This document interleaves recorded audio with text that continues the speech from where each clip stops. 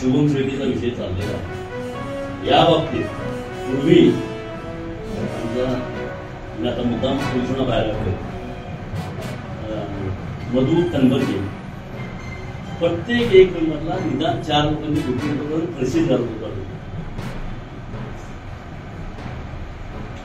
मधु तनबर्गेनं पंतप्रधान इंदिरा गांधीच्या समितीकडे गोंधळ घातला, मोरारजी देसाईंच्याही घातला, त्याला मारले होते.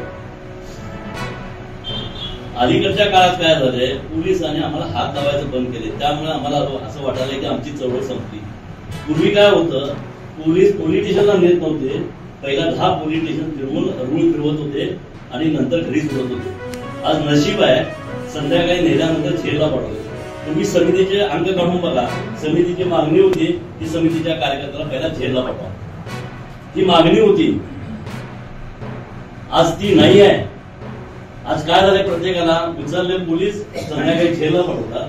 कधी अंदाजला आड मोठे त्या तुझ्या सगळे मोठेला त्याचे 10 वर्ष बंडू गाडगे त्याच्यावर आरून चवले, म्हणजे बेळगावचा मोठा व्यापारी प्रकाश चौधरीचा भाऊ, त्याचं वजन किती असेल त्याला फिरवलं अंगावर.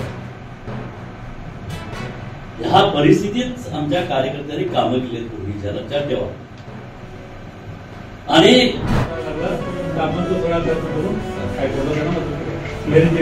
चर्चा चालेल सगळे एमजी पटेल त्यांच्याबरोबर आहे, तर आपली सगळी वकील म्हणजे आता मराठ्याचे वकील भरपूर आहेत, पण मला वाटतं 3-4च आमच्याबरोबर असतात.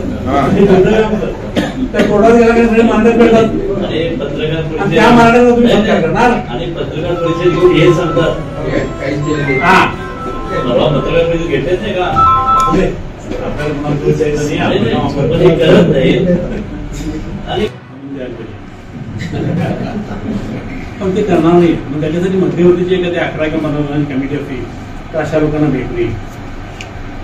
परत आपल्या सोसायटी मानवी संस्था आहे त्या लोकांना बोलतो.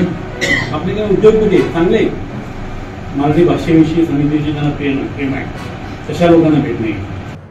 ते सुद्धा आपल्याला सपोर्ट पाहिजे. तर आपल्या काही खेड्यातल्या लोकांनी परवानी घेऊन आंबेवडे गाव